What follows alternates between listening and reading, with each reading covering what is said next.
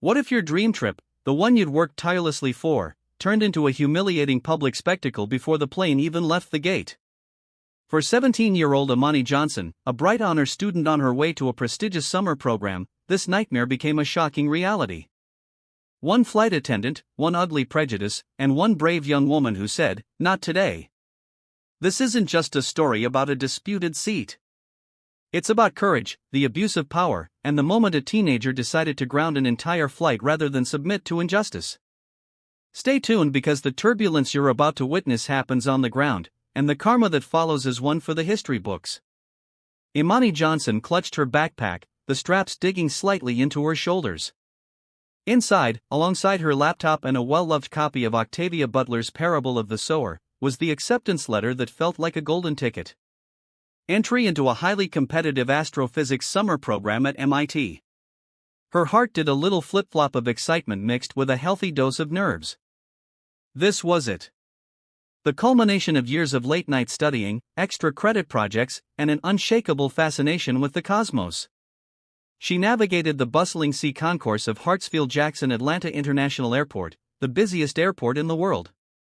Its sheer scale usually a source of wonder, but today just a necessary labyrinth to conquer. Her flight, Starlight Airlines SA-385 to Boston, was boarding in 20 minutes from gate C-27. Her parents had been a whirlwind of proud tears and last-minute advice that morning. "Hold your head high, baby girl," her father had said, his voice thick with emotion. "You earned this. Don't let anyone make you feel small." Her mother had simply squeezed her tight, a silent prayer of protection.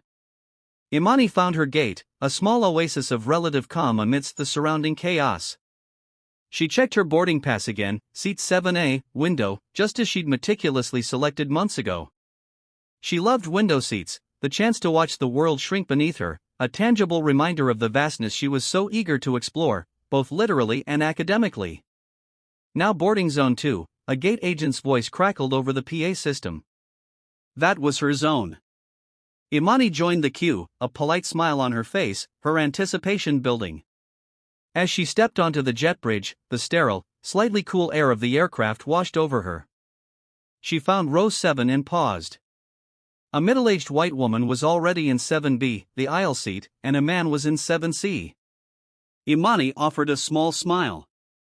"Excuse me, I have 7A." The woman in 7B barely glanced up from her magazine. Immani carefully maneuvered past her, stowing her backpack under the seat in front of her, and settled in. The window was a little smudged, but the view of the ground crew bustling below was clear. She pulled out her phone to send a quick boarded text to her family. That's when she heard it. A voice, crisp and condescending, cut through her momentary peace. "Excuse me, miss. I think you might be in the wrong seat." Immani looked up. A flight attendant, blonde hair pulled back in a severe bun, name tag reading Carol, stood in the aisle, arms crossed, a look of thinly veiled impatience on her face.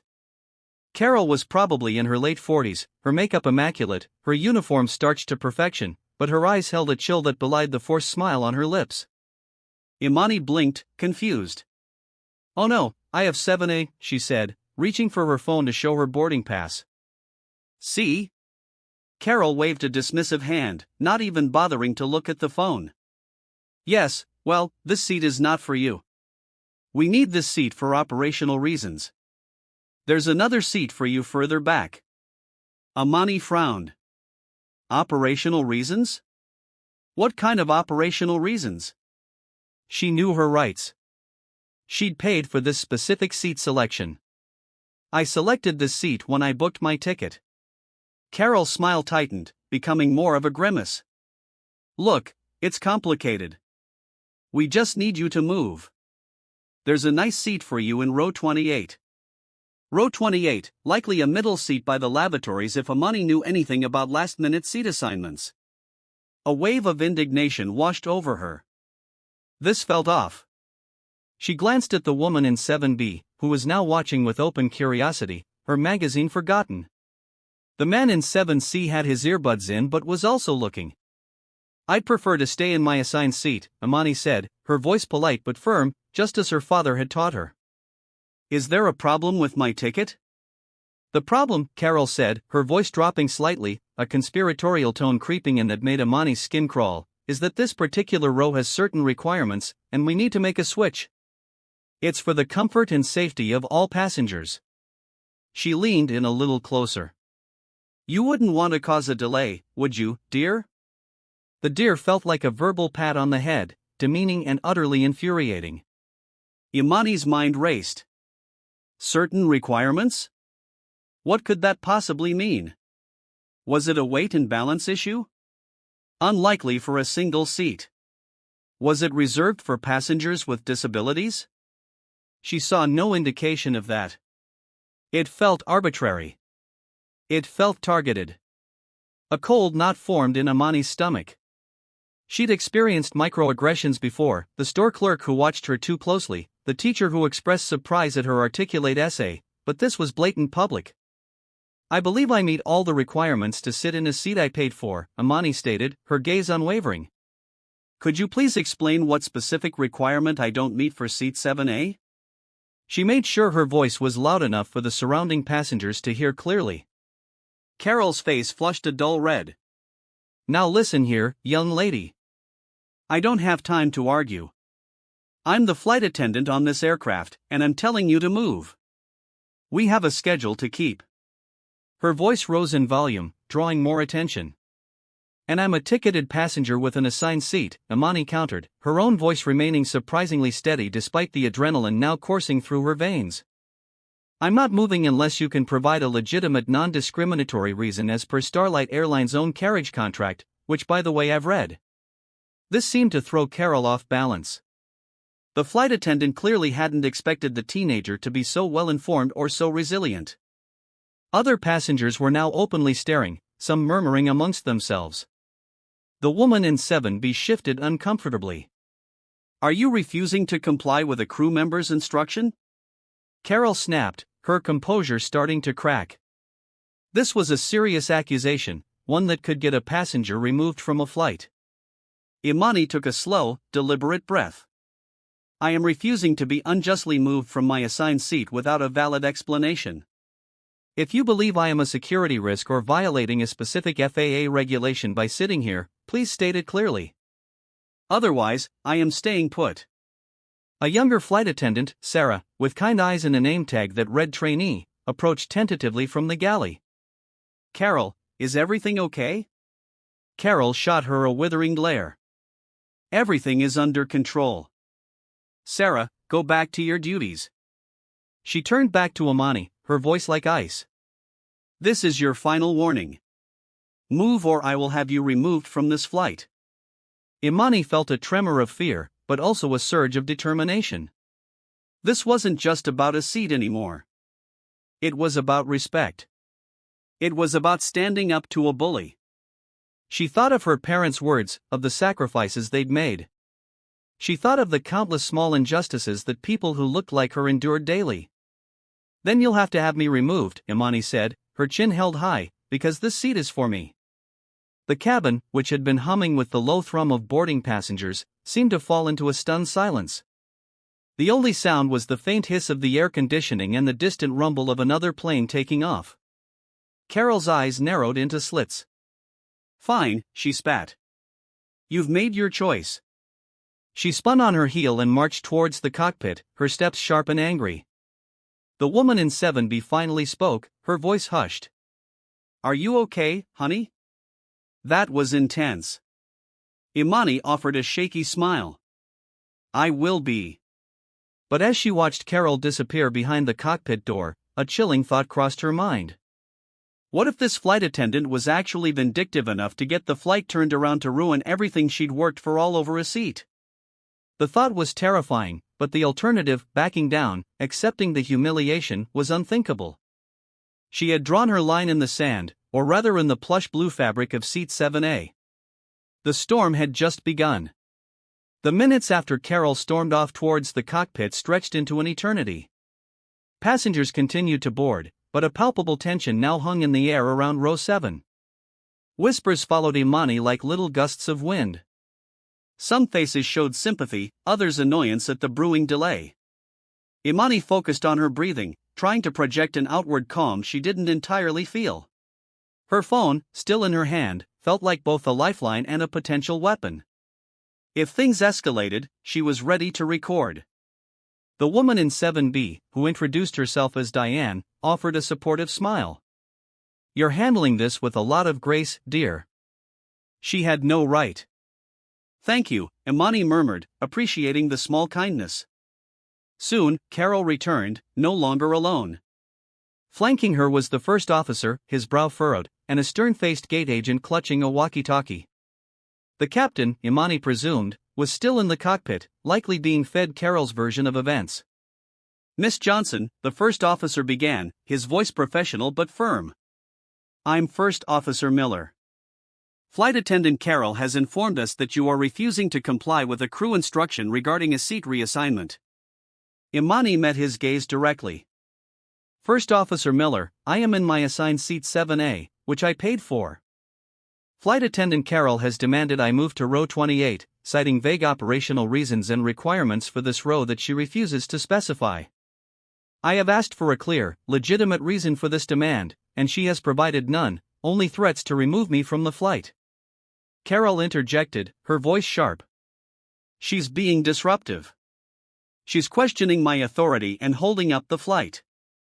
"I am not being disruptive," Immani stated calmly. "I am asserting my rights as a passenger. If there's a legitimate safety or security reason I cannot sit here, please articulate it. For example, am I in an exit row and unable to perform the duties? This is not an exit row. Is there a weight and balance issue that specifically requires me out of all passengers to move from this particular seat? If so, please show me the manifest calculations. I am simply asking for transparency." First Officer Miller looked from Immani to Carol, a flicker of something unreadable in his eyes. He seemed to be a man who valued procedure. "Carol, what are the specific operational reasons?" Carol stammered for a moment, her earlier bluster deflating slightly under his direct question. It's a preferred seating zone, and we had a last-minute request from a high-status frequent flyer who needed to be moved up, and the computer assigned her to the back to accommodate."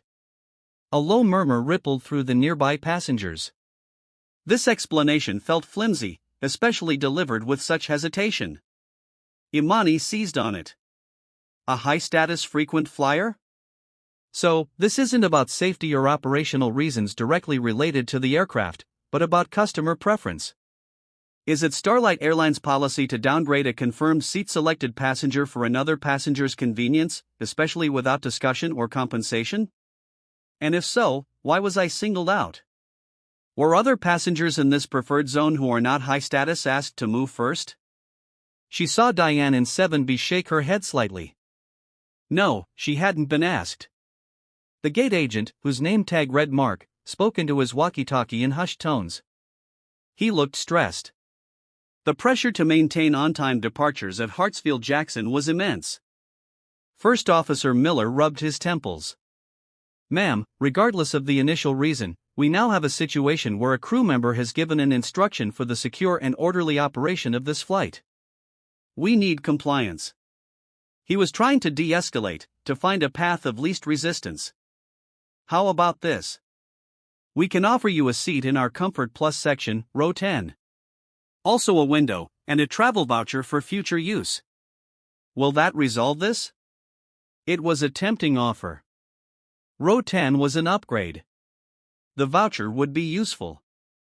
A part of Immani just wanted this ordeal to be over. She wanted to get to Boston to her program. But then she looked at Carol, who was watching with a smug, triumphant expression, as if to say, "See, I knew you'd cave." And Immani knew she couldn't.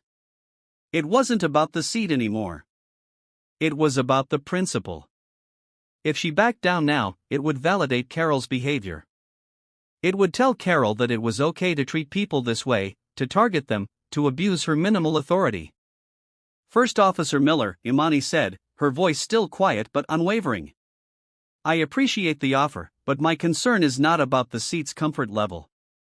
It's about why Flight Attendant Carol felt it appropriate to demand I move from my legally assigned seat with no valid reason and to do so in such a disrespectful and frankly discriminatory manner. If I move now, it concedes that her actions were acceptable. They were not. Discriminatory? Carol shrieked, her voice cracking. How dare you? I am not discriminatory. I was following procedure. What procedure? Immani challenged. The procedure to remove a young black woman from a preferred seat because you assumed she didn't belong there or wouldn't fight for her right to be there. The accusation hung heavy in the air. Several passengers gasped. Diane in 7B nodded slowly. You know, Diane said, speaking up clearly for the first time to the crew, she did seem to single this young lady out immediately.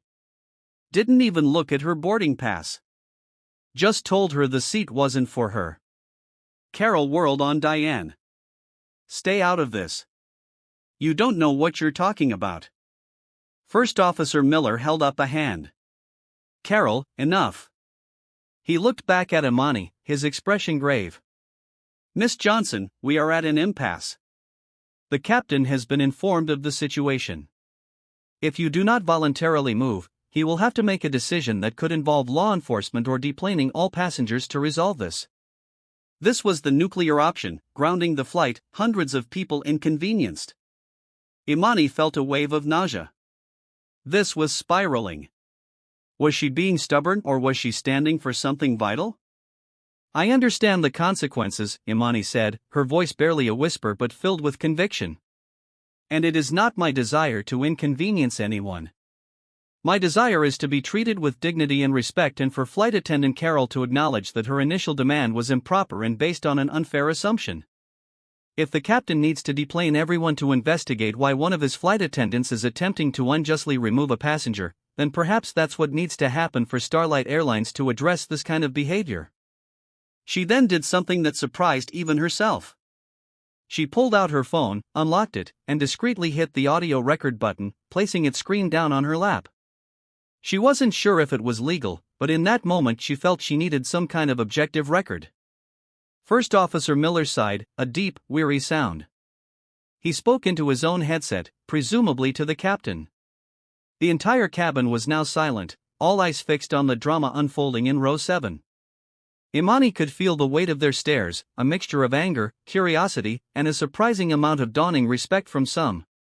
After a moment, Miller nodded. The captain has made a decision. He paused, letting the tension ratchet up. We will not be forcibly removing you, Miss Johnson. However, due to the unresolved conflict and the procedural uncertainties it has raised regarding passenger seating and crew directives, we cannot depart until this is fully clarified by ground staff and airline management. Flight Attendant Carol, you will also be interviewed by operations personnel. He looked around at the other passengers. Ladies and gentlemen, I regret to inform you that Flight SA-385 is currently grounded. We will be deplaning shortly while the airline resolves this issue.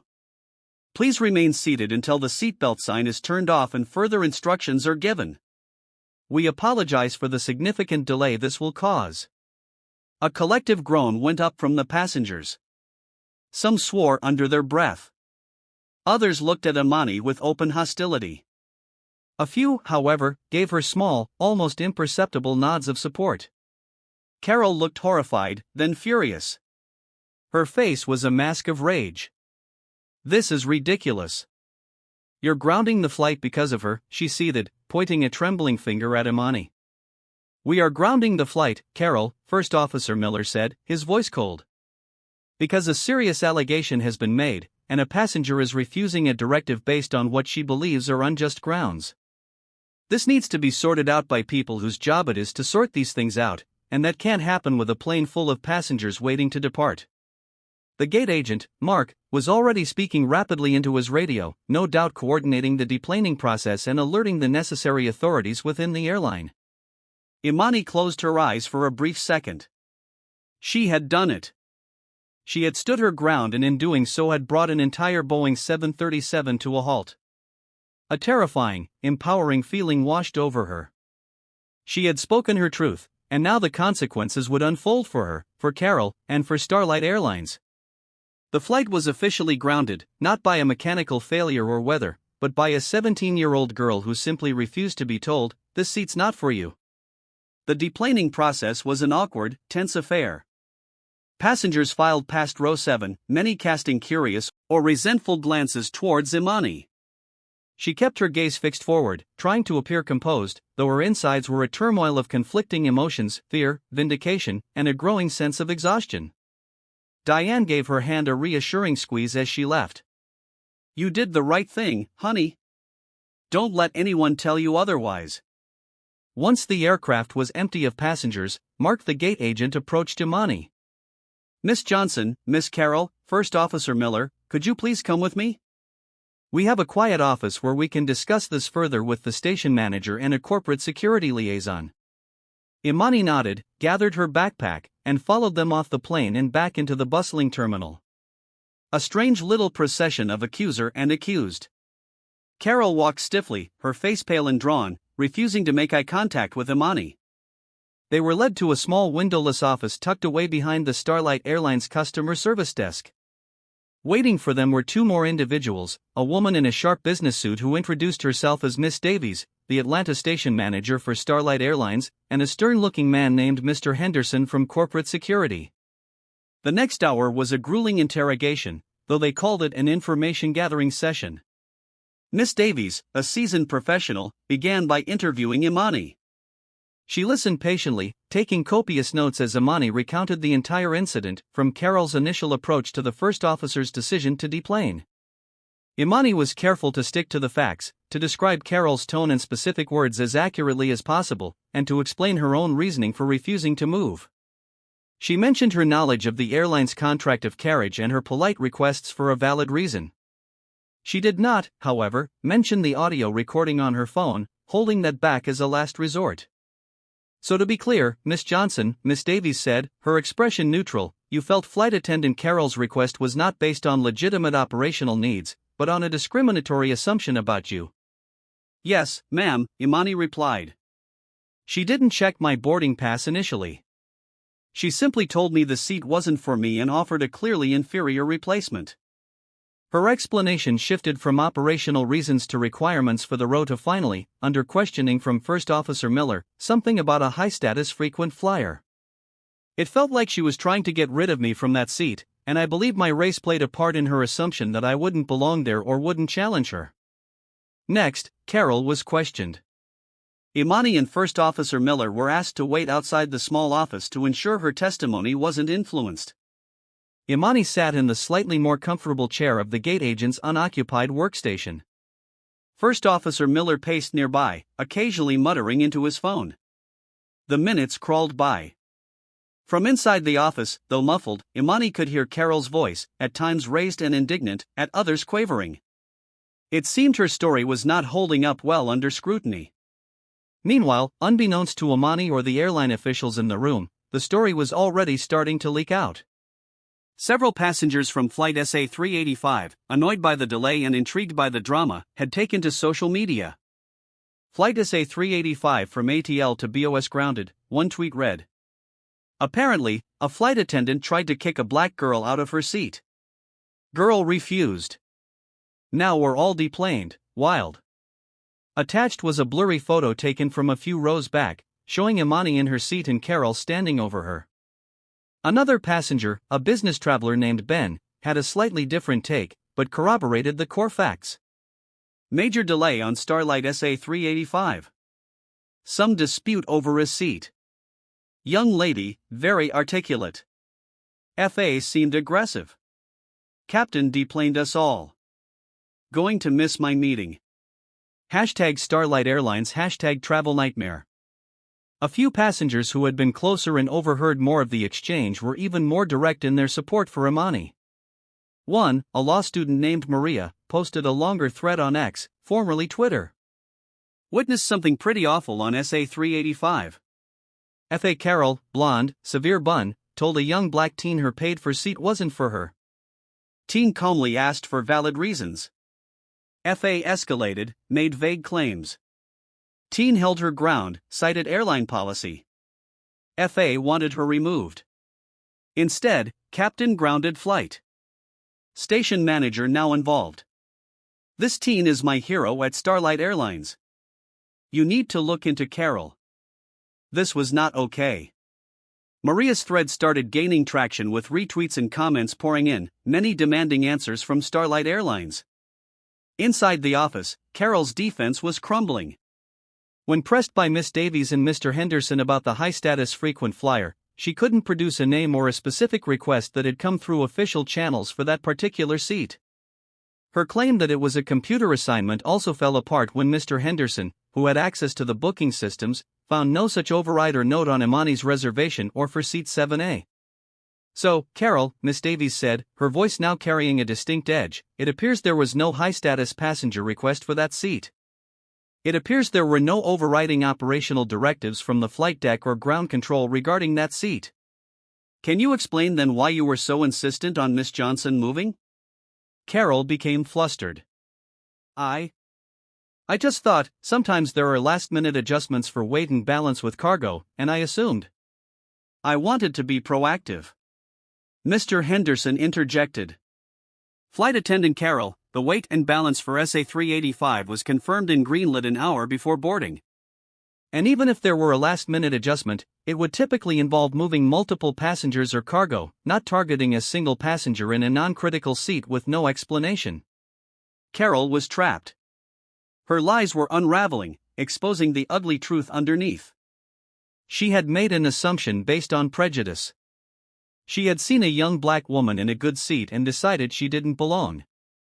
Finally, Miss Davies asked First Officer Miller to recount his involvement. He laid out the facts objectively, his attempt to mediate, Immani's calm demeanor and articulate responses, Carol's escalating agitation and inconsistent explanations, and ultimately the captain's decision to deplane to allow for a proper investigation without further inflaming the situation on board or causing an excessive delay with passengers captive on the tarmac. And First Officer Miller, Miss Davies asked, in your professional opinion, did Miss Johnson pose any threat, behave disruptively, or give any indication that she was a security risk? Absolutely not, Miller stated firmly. She was remarkably composed and articulate under pressure. She was assertive about her rights, but never aggressive or threatening. The disruption, as far as I could tell, stemmed from flight attendant Carol's handling of the situation. This was a damning assessment from a fellow crew member. After nearly 2 hours, Miss Davies and Mr. Henderson concluded their initial interviews. Miss Davies addressed Immani first. Miss Johnson, thank you for your patience and cooperation. Based on our preliminary findings, it appears your version of events is strongly corroborated by the evidence and other testimonies. We sincerely apologize for the distress this incident has caused you. Flight attendant Carol's actions were not in line with Starlight Airlines policies or our commitment to customer respect and dignity. She then turned to Carol, her expression hardening. Carol, you are being placed on immediate administrative leave pending a full internal investigation. You will need to surrender your company ID and access badges to Mr. Henderson. You will be contacted by HR regarding the next steps. Carol looked as though she'd been struck. Administrative leave? But I have a flight to Orlando tomorrow. This is an overreaction. Miss Carol, Mr. Henderson cut her off, his voice like steel. This kid, as you call her, brought forward a very serious complaint that so far appears to have considerable merit. The grounding of an aircraft is a significant event with major financial and reputational repercussions for this airline. We take such matters extremely seriously. Your cooperation with the ongoing investigation is mandatory. Immani watched as Carol, visibly trembling, handed over her badge. The smugness was gone, replaced by a dawning look of fear and disbelief. It was a swift, decisive action from the airline, at least for now. Miss Davies then addressed Immani again. Miss Johnson, we will of course get you on the next available flight to Boston. We can book you into first class as a small token of our apology. We will also be providing you with a formal written apology and discussing further compensation for this unacceptable experience. Immani nodded, a wave of relief washing over her. Thank you, Miss Davies. That means a lot. She was exhausted but felt a sense of justice, however preliminary. As Immani was being escorted by a now very solicitous gate agent to the first-class lounge to await her new flight, her phone buzzed. It was a notification from Maria, the law student passenger, had tagged Starlight Airlines in her thread, and the airline's official account had just replied. At Starlight Airlines, we are aware of the incident on SA-385 from ATL. We sincerely apologize to the affected passengers, especially the young woman involved. Discrimination has no place at Starlight Airlines. We are taking this matter extremely seriously and have launched an immediate investigation. The crew member in question has been removed from duty pending the outcome. The story was out, and Starlight Airlines was already in damage control mode. The uprising, sparked by one teenager's courage, was now digital, and it was spreading like wildfire. While Immani waited in the relative tranquility of the Starlight Airlines first-class lounge, attempting to decompress and process the whirlwind of the past few hours, the digital storm she'd inadvertently unleashed was growing into a hurricane. Maria's X-thread had exploded.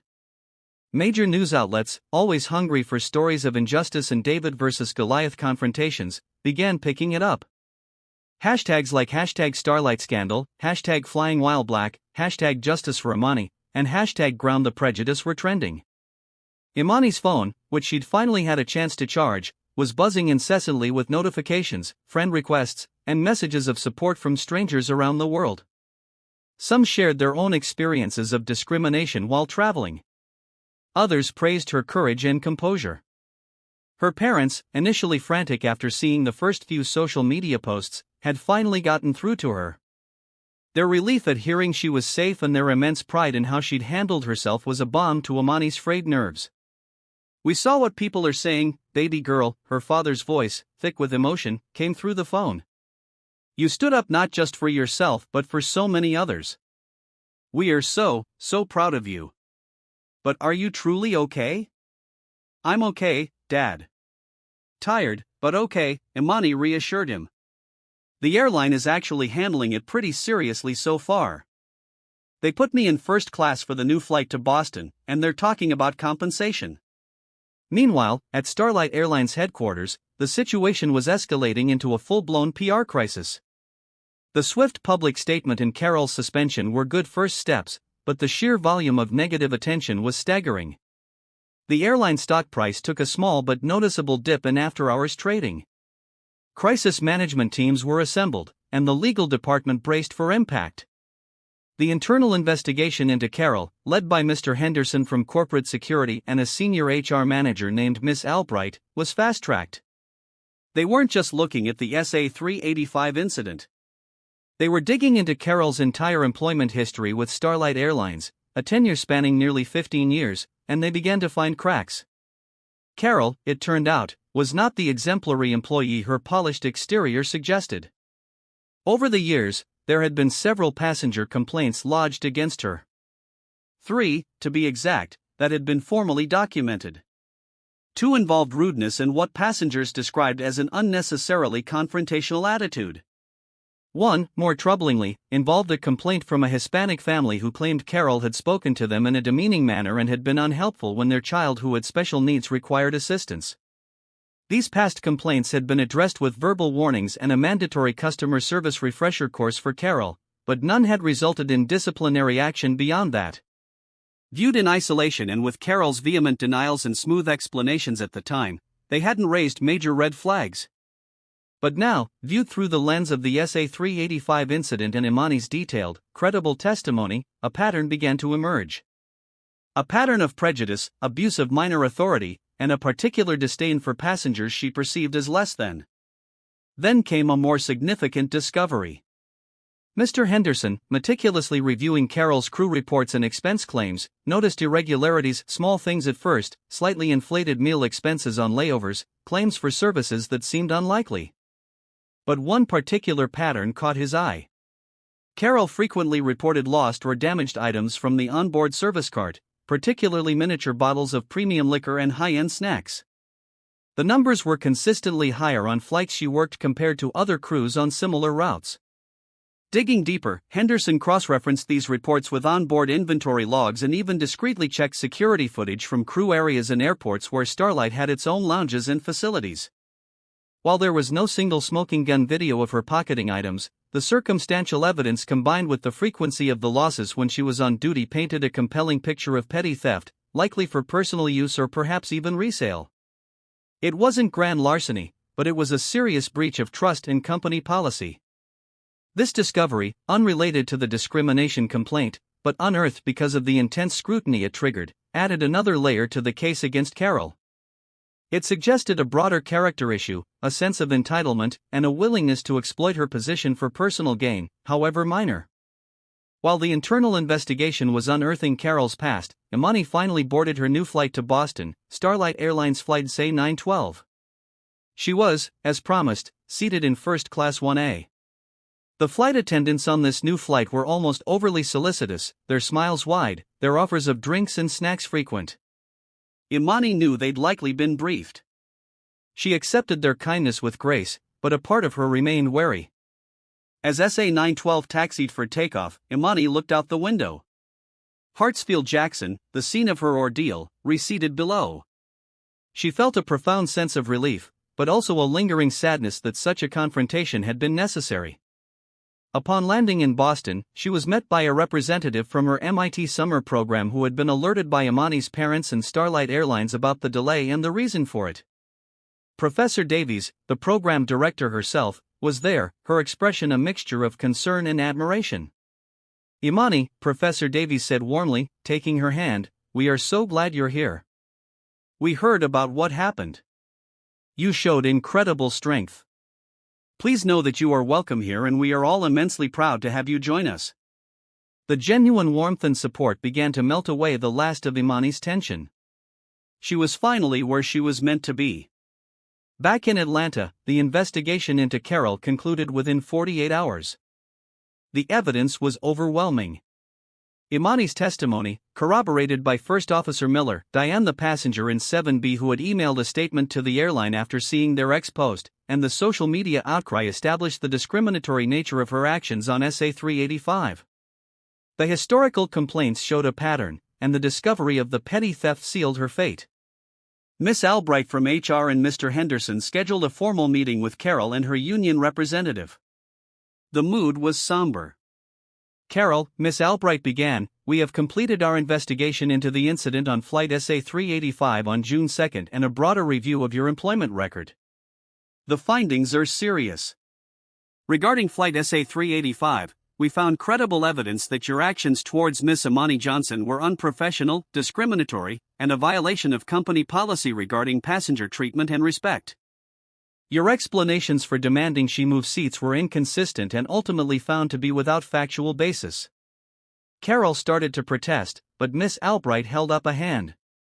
"Furthermore, the investigation has uncovered a pattern of irregularities concerning onboard supplies and discrepancies in your expense reporting indicative of a breach of trust and potential theft of company property. Coupled with previous documented passenger complaints about your conduct, the company has lost confidence in your ability to perform your duties to the standard Starlight Airlines requires and to represent our values." Carol's face, which had been defiant, began to crumble. Her union representative looked grim. He knew a losing battle when he saw one. "Therefore," Miss Albright continued, her voice firm but devoid of malice, "Starlight Airlines is terminating your employment, effective immediately." The words hit Carol like a physical blow. 15 years of her life, her career, her identity, gone.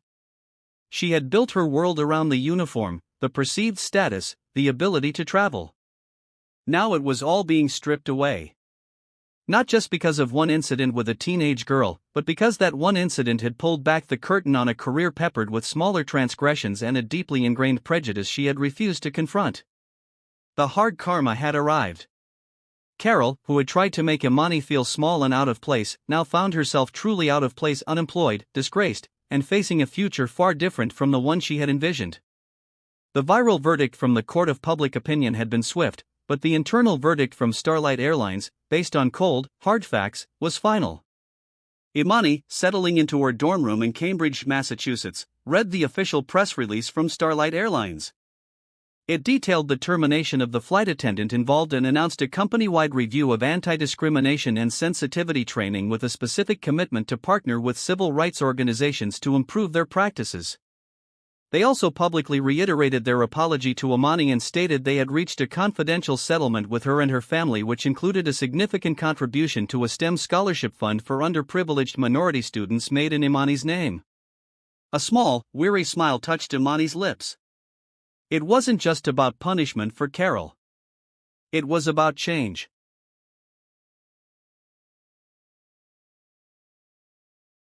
And maybe, just maybe, her unwilling stand had helped nudge a giant corporation, and perhaps a few hearts and minds, in the right direction. The termination of Carol from Starlight Airlines was swift and decisive, a direct consequence of her actions against Immani Johnson, and the subsequent discoveries during the internal investigation. But the ripples from that grounded flight in Atlanta spread far wider, leading to reckonings on multiple levels. For Carol, life unraveled with alarming speed. The loss of her job was just the beginning. Her identity had been intrinsically linked to her role as a flight attendant, the crisp uniform, the authority, however minor, the globe-trotting lifestyle that, while not as glamorous as some imagined, was a source of pride and stability for her. Now she was grounded in every sense of the word. News of her firing, though Starlight Airlines didn't release her name publicly due to privacy policies, quickly circulated within the tight-knit flight attendant community. Details, as they often do, leaked. Former colleagues who had also found Carol difficult or overbearing weren't entirely surprised. Those who had been friends, or at least friendly acquaintances, distanced themselves, not wanting to be associated with the scandal that had brought such negative publicity to their airline. The petty theft allegations, while not pursued criminally by Starlight to avoid further negative press, hung over her. Finding new employment in the airline industry or even in customer service proved nearly impossible. Background checks, even without a criminal record, would likely flag her termination from a major carrier under a cloud of misconduct. The comfortable life she had built began to fray. She had to downsize her apartment, sell her car, and confront the reality that her own actions, her ingrained prejudices, and her sense of entitlement had led directly to her downfall.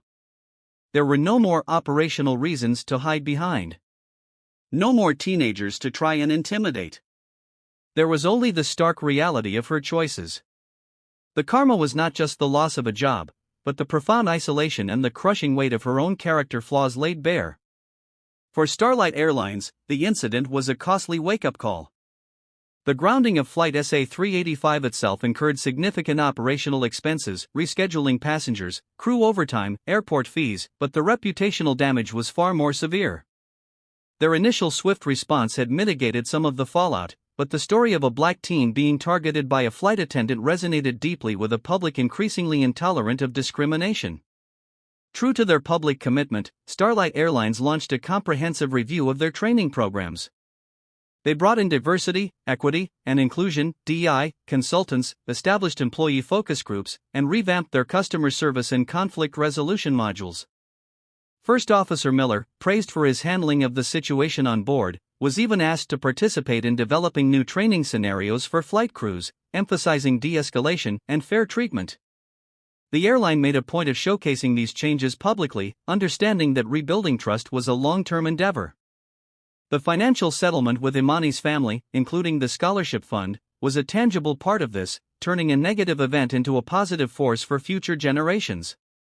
The incident also became a case study in corporate crisis management and, more importantly, in employee conduct. Airlines across the industry quietly reviewed their own policies and training, not wanting to be the subject of the next viral scandal. For Immani Johnson, life after Flight SA-385 was a mixture of the extraordinary and the refreshingly ordinary. The astrophysics program at MIT was every bit as challenging and exhilarating as she had hoped. She thrived in the academic environment, her quick mind and diligent work ethic impressing her professors and peers. The initial flurry of media attention faded, allowing her to focus on her studies. Yet the experience had changed her. She was more aware, perhaps a little more guarded, but also more confident in her own voice and her ability to stand up for what was right. The support she had received from strangers around the world had been a powerful affirmation. She occasionally received emails or messages from other young people, particularly young women of color, who had been inspired by her story to speak out against injustices they faced in their own lives. She didn't seek out the spotlight, but when approached by student groups or for specific events focused on youth empowerment or civil rights, she would share her story, always emphasizing the importance of knowing your rights, staying calm under pressure, and the collective power of speaking truth to prejudice. The scholarship fund established in her name by Starlight Airlines became a quiet source of pride.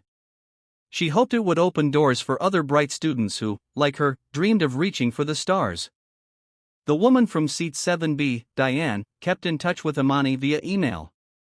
They had formed an unlikely bond in the crucible of that aircraft cabin. Diane often expressed her admiration for Immani's courage and updated her on how the story had prompted conversations among her own friends and family about casual prejudice. First Officer Miller, on one of his layovers in Boston a few months later, arranged to meet Immani for a coffee, with her parents' permission and a program chaperone present. He expressed his continued regret for what she had endured but also his respect for how she had handled an incredibly difficult situation. "You taught a lot of people a lesson that day, Immani," he told her, "including many of us at the airline. You made a difference." Immani never heard from Carol directly, and she didn't expect to.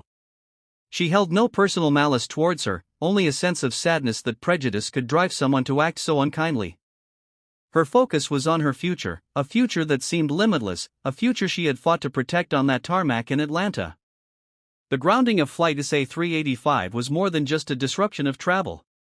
It was a disruption of complacency. It forced an airline to confront its failings. It brought down a career built on a shaky foundation of bias. And it propelled a young woman into a role she never asked for but embraced with grace and strength. The karma that hit Carol was hard and personal. But the ultimate karma was the positive change, however incremental, that rippled outwards, a reminder that sometimes standing firm in one small seat can in fact help move the world. Immani Johnson continued to look towards the cosmos, but she now knew that making a difference right here on Earth was just as important. And she was just getting started. And so Immani Johnson's courage didn't just ground a flight. It launched a movement. It sparked a crucial conversation about dignity, respect, and the everyday biases that too often go unchallenged. Carol's actions brought about her own professional demise, a stark reminder that prejudice and abuse of power have real, tangible consequences. But beyond the individual karma, this story shows the incredible power of one individual standing firm in their truth. Starlight Airlines was forced to look inward, to make changes, and to invest in a more equitable future. All because a young woman knew her worth and refused to be diminished.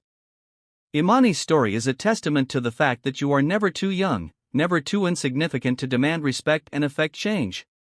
What did you think of Immani's bravery? Have you ever witnessed or experienced something similar? Share your thoughts in the comments below. If this story moved you, please give this video a thumbs up from Dark Stories. Share it with your friends and don't forget to subscribe for more incredible true stories of resilience and justice. Your voice matters just like Immani's did.